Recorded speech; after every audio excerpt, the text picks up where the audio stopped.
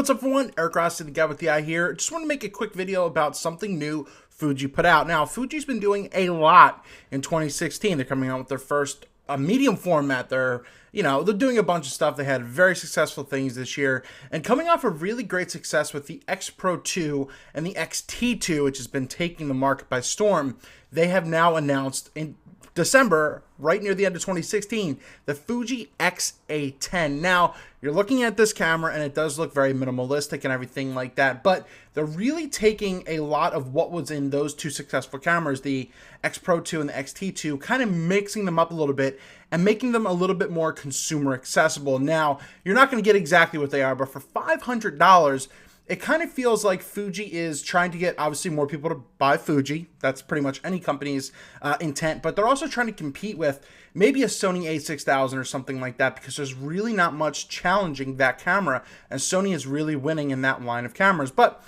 here you go right here with the X-A10. With the kit lens, it comes with the 16-50. It's always a 3.5 to a 5.6. So they're taking 16 megapixels, and it's going to be a flip-up selfie screen, touchscreen as well. So there you go right there. And that's very popular now. I used to, give that a foo-poo on that, but it's really become a big deal for a lot of people, especially vloggers and bloggers and everything like myself, that really do rely on that stuff when you're trying to do some work with it. That's what a lot of companies are missing, but this has it right here.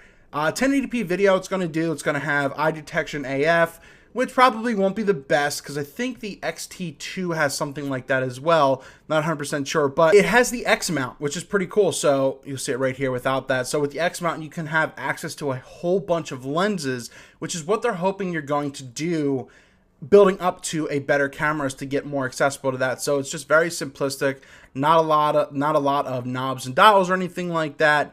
But there you go. That's essentially the look of the camera. Once again, I'll link this down below if you want to check it out or pre-order it. Not sure when it's supposed to come out. Didn't really see that in the press release as well. But essentially, that's about it. You're not getting too much more, but the flip-up screen is huge, and it has the X mount, which is a lot of people, and I think it's going to be pretty decent. Because right now, it's going to be crop sensor. These are pretty much the two most popular Fuji-S cameras, and it's the X-Pro2, where you got the 1080p at 60 frames per second, 24 megapixels.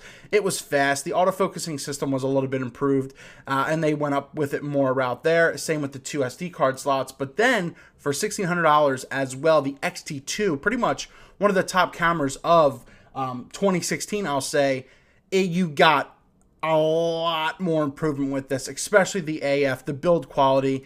You got a weird tilt screen. It's not fully tilt. You don't get the full articulation up or anything like that or to the side. You could just have an interesting bracket, and I'm trying to get hands-on with that as well, so that way I can just give my take and input on something like that. Still kept the two SD card design, but this is new right here, the X-A10, a little bit of combo of some things. And, you can go from there. You can check out more specs and everything like that on B&H or on wherever you want to go. It seems like it's a little too new to get really in-depth and everything like that, but you really don't need to know much more than that. So, I think it's going to be pretty cool. I saw this leaked. Actually, I think it was on Best Buy. They accidentally put it out a month ago, and no one knew anything about it that much, but this is what it is, the X-A10. I'd be very interested to try it myself as well. I might try and get hands-on with that and to see if it really is going to be a competitor of the Sony a6000, because that is an extremely strong entry-level camera that I don't even treat as entry at this point.